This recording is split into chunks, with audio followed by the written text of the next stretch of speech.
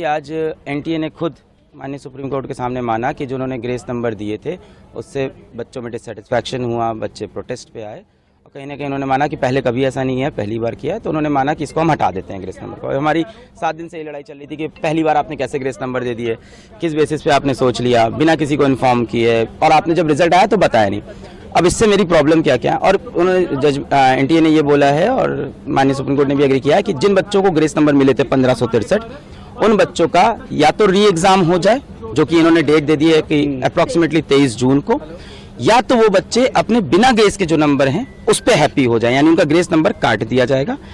ठीक है, अब री एग्जाम हो उन बच्चों का जो देना चाहते हैं 1563 में से, और जो नहीं चाहते हैं उनका ओरिजिनल स्कोर रहेगा, फिर रैंक पूरी शफल हो, उसके बेसिस पे काउंसलिंग हो। पर इसमें मेरे कुछ पॉइंट्स हैं, 3 पॉइंट्स हैं मेरे।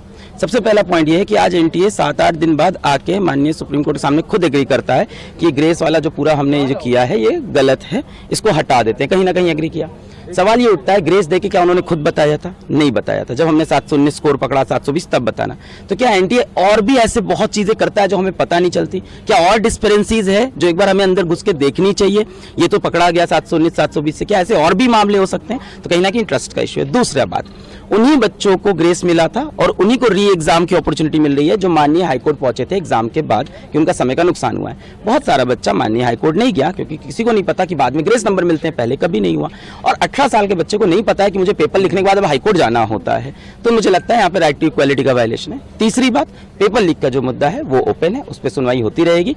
और आज माननीय सुप्रीम कोर्ट में जजेस ने खुद बोला कि मान लेते हैं काउंसलिंग हो गई, मान लेते हैं एडमिशन भी हो गया और तब कुछ प्रूफ होता है, तो we have all the parts to revert everything.